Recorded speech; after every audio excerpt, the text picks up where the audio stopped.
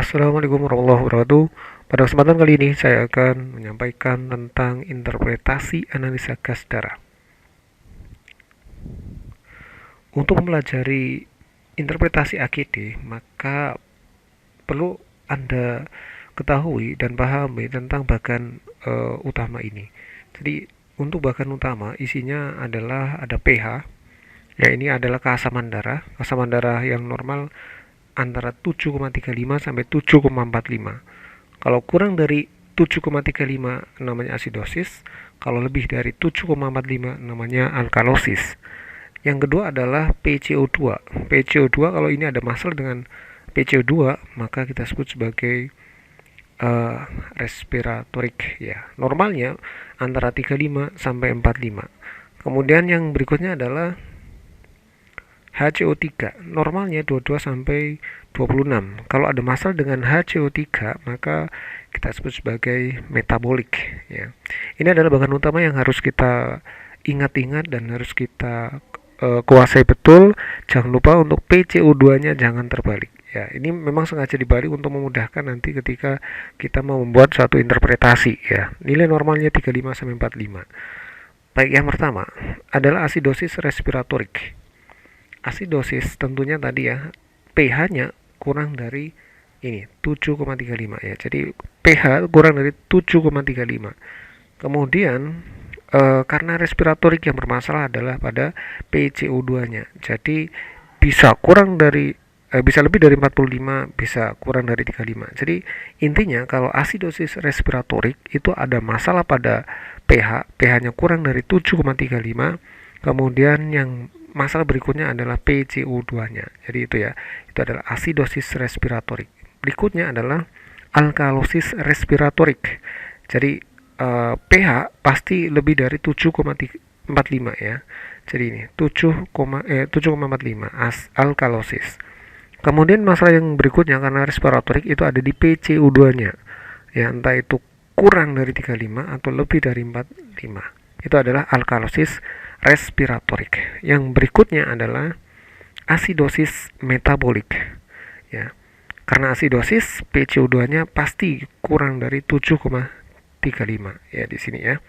Kemudian karena metabolik yang bermasalah adalah di HCO3-nya. Entah itu kurang dari 22, entah itu lebih dari 26 ya. Yang berikutnya adalah alkalosis metabolik.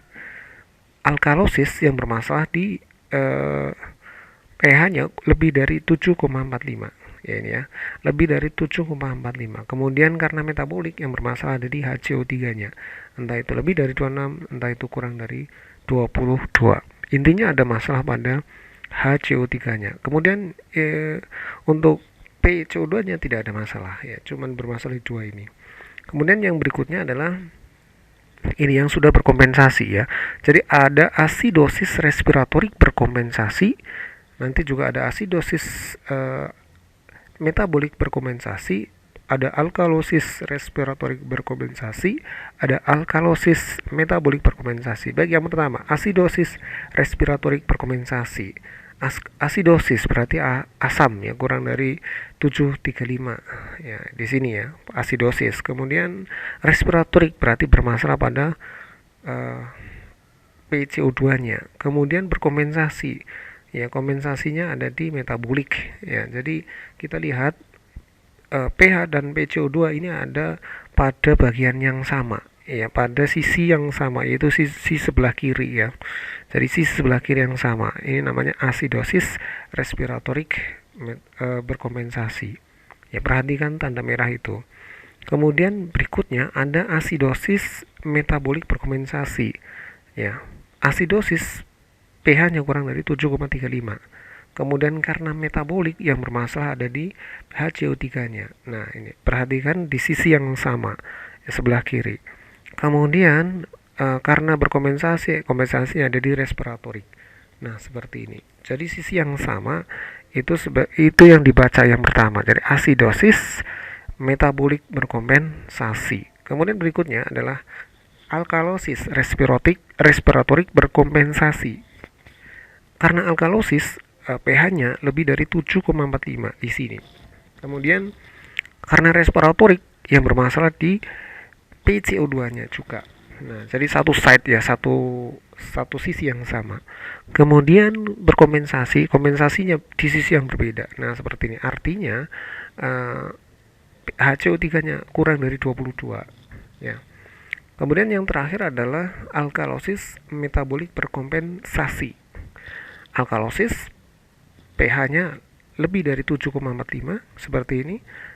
Kemudian karena metabolik tentunya problemnya ada di HCO3, dalam hal ini ada lebih dari 26 di situ ya, di side yang sama atau di sisi yang sama.